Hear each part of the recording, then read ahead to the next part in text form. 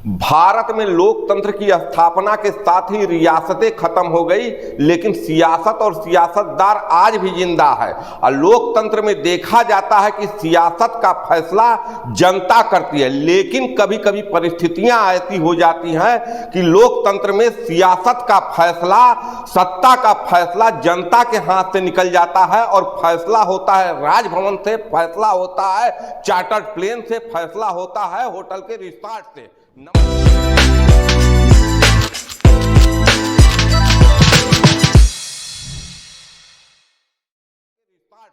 नमस्कार, मैं पंकज कुमार सिंह और आप देख रहे हैं खबरों के खिलाड़ी का शो चुनावी महाभारत। चुनावी महाभारत में आज हम बात करेंगे 5 राज्यों में संपन्न हुए विधानसभा चुनाव की।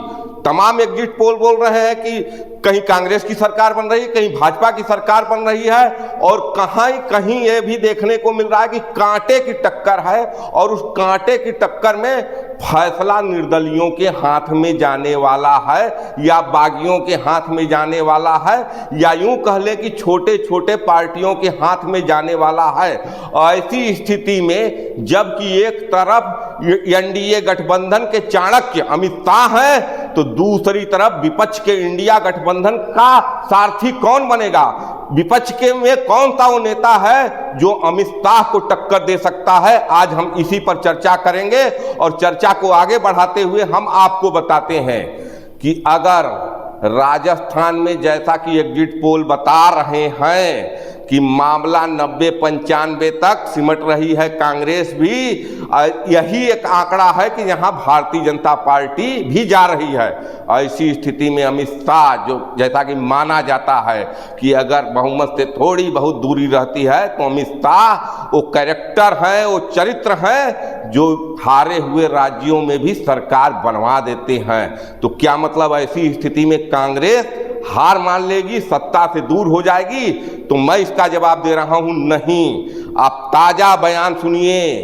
कर्नाटक के नेता, कर्नाटक के deputy CM DK Shivakumar ने खुले शब्दों में चैलेंज किया है भारतीय जनता पार्टी को, और एक संदेश दिया है अपने आला कमान को, कांग्रेस की आला कमान को, कि अगर कांग्रेस की आला कमान कहती है, अगर संदेश देती है, तो मैं 5 राज्यों के विधायकों को कर्नाटका में होल्ड करने की क्षमता रखता हूं, और 5 राज्यों में कांग्रेस की सरकार बनाने की हैसियत रखता हूं। तो क्या अमित शाह कुछ चुनौती देने की स्थिति में डीके शिव कुमार हैं? क्या परिस्थितियां अगर आती हैं कि सत्ता कि चाबी निर्दलियों के हाथ में रहेगी, बागियों के हाथ में रहेगी, और बहुमत से कोई भी पार्टी दूर रहता है, तो क्या मतलब कि कांग्रेस भारतीय जनता पार्टी से लड़ पाएगी? आपने देखा होगा महाराष्ट्र में 80 घंटे के लिए मुख्यमंत्री बन जाते हैं फडणवीस।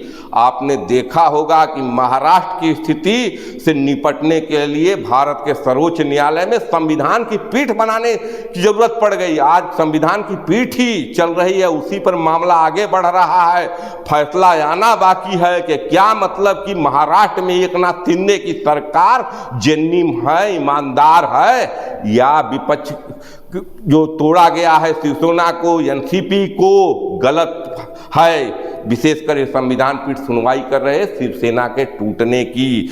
तो क्या ऐसी स्थिति में जबकि अमित शाह तैयार हैं, चार्टर प्लेन लेकर तैयार है, केंद्र में उनकी सरकार है, तमाम राज्यों में उनकी सरकार है, चार्टर प्लेन लेकर तैयार है, तमाम राज्यों में होटल तैयार हैं। आपको याद होगा महाराष्ट्र के विधायक गए थे कहाँ? गुवाहाटी में गए थे, क्योंकि वहां आसाम में सरकार थी भारतीय जनता पार्टी की, तो तमाम राज्यों के होटल तैयार हैं और चार्टर प्लेन तैयार है। क्या ऐसी स्थिति में डीके शिव कुमार जिस ढंग से चैलेंज किए हैं अमित शाह को, जिस ढंग का संदेश दिए हैं, क्या वो तैयार हैं? तो निश्चित ही इसका जवाब रहेगा हाँ, क्योंकि न केवल साउथ के द्वार कर्नाटका में उनकी सरकार है, बल्कि जिस ढंग के एग्जिट पोल बता रहे हैं तेलंगाना में भी कांग्रेस की सरकार बनने जा रही है।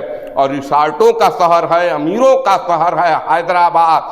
अगर साउथ में बंगलौर और हैदराबाद में कांग्रेस की सरकार बन जाती है तो निश्चित रूप से ही अमित शाह के लिए बड़ी चुनौती बनकर उभरेंगे डीके शिव कुमार, क्योंकि जिस ढंग का मैनेजमेंट डीके शिव कुमार ने दिखाया है, जिस ढंग से भारतीय जनता पार्टी के संगठन से लड़कर साउथ में कर्नाटक में अपनी सरकार बनाए हैं, और जिस ढंग के मैनेजमेंट, हालांकि सरकार तो सिद्धिरमैया की है, लेकिन जिस ढंग का मैनेज वो किए हैं न केवल कर्नाटका में बल्कि मैनेज किए हैं तेलंगाना में भी, और उनके ही मैनेजमेंट का प्रतिफल है कि आज एग्जिट पोल बता रहे हैं कि तेलंगाना में कांग्रेस की सरकार बनने जा रही है।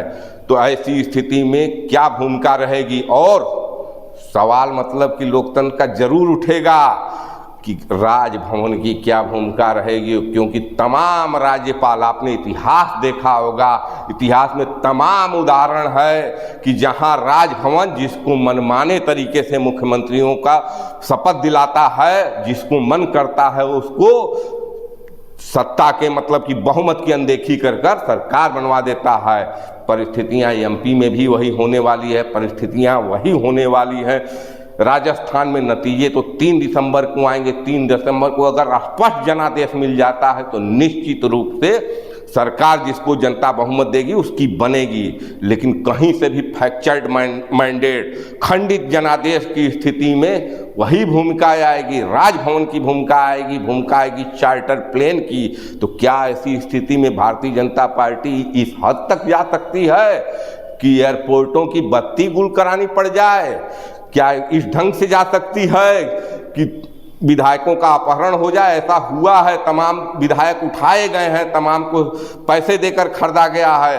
क्या स्थिति हो सकती है? हालांकि भारत के राजनीति में अभी इतना मतलब कि गिरावट नहीं आया है कि एयरपोर्ट की बत्ती गुल हो जाए और चार्टर प्लेन को लैंड न करने दिया जाए। निश्चित रूप से चार्टर प्लेन भी लैंड करेंगे और निश्चित रूप से रिसोर्ट के मालिक अपने को चंद दिनों के लिए मुख्यमंत्री समझेंगे, क्योंकि जब तमाम विधायक रिसोर्टों में रुकेंगे तो रिसोर्ट का मालिक छाती तान कर कह सकता है कि सबसे ज़्यादा विधायक तो मेरे पास है, तो मुख्यमंत्री तो मुझे बनना चाहिए।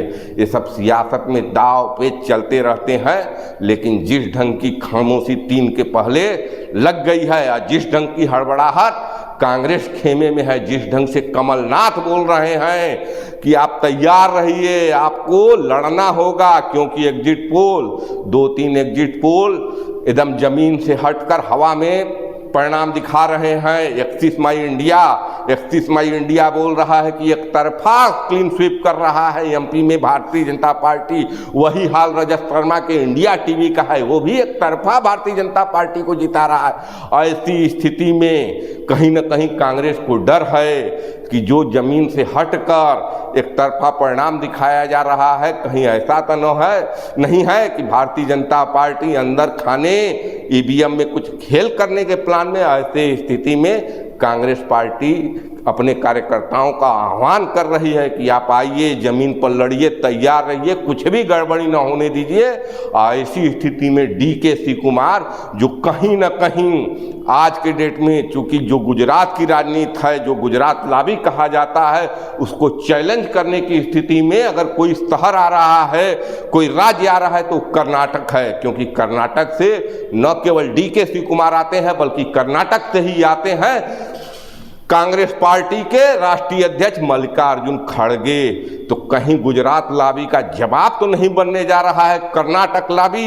अगर तेलंगाना में बन जाती है कांग्रेस की सरकार तो कहीं न कहीं गुजरात लाबी का एक काट भारत में तैयार होने जा रहा है, और उस लाबी का नाम है कर्नाटक लाबी, जिसमें प्रियंका गांधी नहीं होंगी, जिसमें राहुल गांधी नहीं होंगे, जिसमें दिग्विजय सिंह नहीं होंगे, जिसमें कमलनाथ नहीं होंगे, उसमें डीके शिव कुमार होंगे, उसमें सिद्धारमैया होंगे। तो ये सब लड़ाई साला की 3 तारीख के नतीजे के बाद ही साबित होना है कि क्या परिस्थितियां उत्पन्न होती हैं, और लोगों की निगाह 3 तारीख पर जमी हुई है।